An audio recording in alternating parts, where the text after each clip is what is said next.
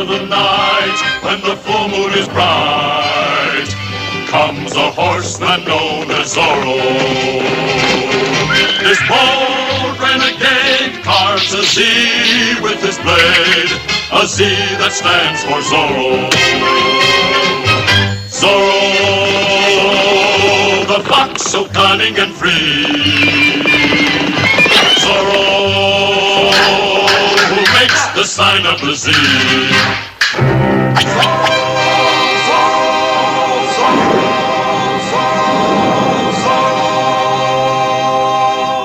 I am known by many names, but you can call me Zorro.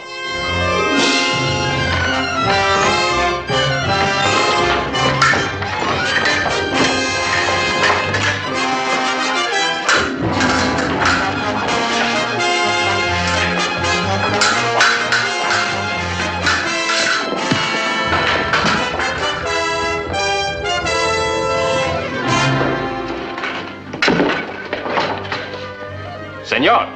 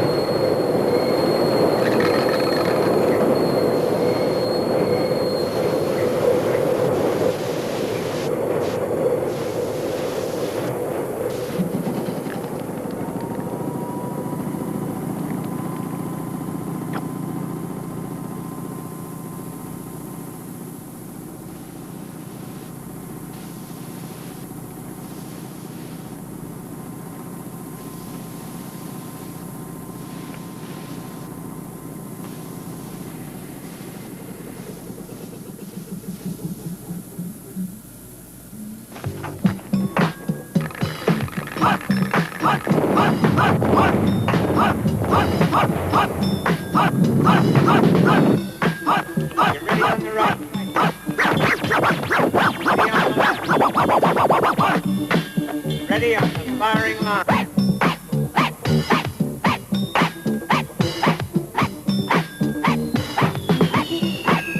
You're ready on the right. Ready on the left.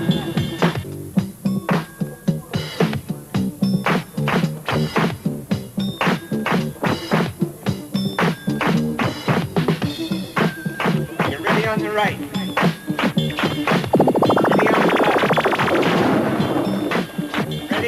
Firing line.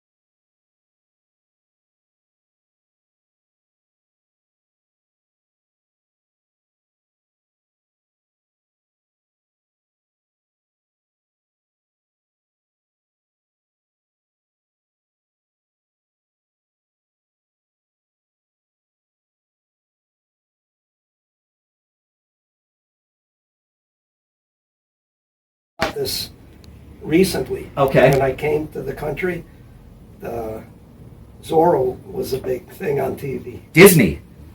Well, no, it was a show. Okay. And Zorro, he'd go hit the Z everywhere. Sure. That Nobody was knew who he was. right. It was the anonymity that was. So I think that's why when I started writing, Okay. like nobody knew who I was. If Okay. they interviewed me, there weren't pictures. If they interviewed me on TV, it was from the back. Sure. So it was the anonymity was Right. a big thing of it. Definitely. So this is a person who I've been asked a lot about, EGGA. He had style. He had Yeah. sort of a little bit like you and Earl. He had a little bit of, I guess. And this is very interesting because when I ask you guys, you tell me you weren't inspired by the gangs at all. And I find that to be very interesting because I don't see any of the gangs. I do know they wrote in a certain style, but not the way you guys were writing. So, Well, but see, you know what though, Dave? In the beginning, we just had simple handwriting, yes. And but thank you for being. because we continued writing, Yes. it evolved. Okay. Thank you for being honest about that because a lot of people tell the story and it seems like from the very first time you were writing, there was all this style. No. So can you confirm that you were not inspired by the gang writing? Is that so? No, I wasn't inspired by no gangs. No, we were. Our thing was like a Zorro because we were kids and we were boosting stuff, and like when we hit the store, we would come outside and we would write our names, and Right. that was I would say more so Zorro inspired me personally. I can't speak for nobody else. Yes. I can speak Yes. for myself. That's what So, inspired me. so I sent you that comic, the Zorro comic. Uh-huh. I gave Taki one as well. I have one, and I And definitely I appreciate it too. I did. What was that? I appreciate the comic. Oh, no problem, no problem, and it made me feel good to do it, And the comics from 1959. It was it's classic, Yeah. And yes, Guy Williamson, right? Yep, Guy Williamson. Yep, he was Okay. actually a professional fencer. There you go. So now Earl mentioned it the other day. He said everybody watched Zorro, but Eddie loved Zorro. Yes, Eddie loved Zorro.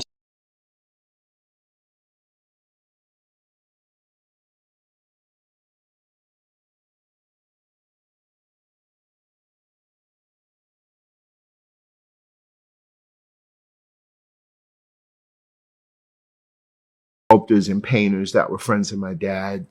That was a thing. But I think discovering Andy Warhol and his work kind of rubbed off on me. And then I think what happened was there was a light bulb went off in a way when I realized that the work, well, this is the New York graffiti world, which I had become a part of, which went from just scrawling my name, which what everybody did, just wrote their names everywhere at that point in the 70s in New York. Just kids in New York trying to outdo each other, trying to be the best, the most prolific, the most active.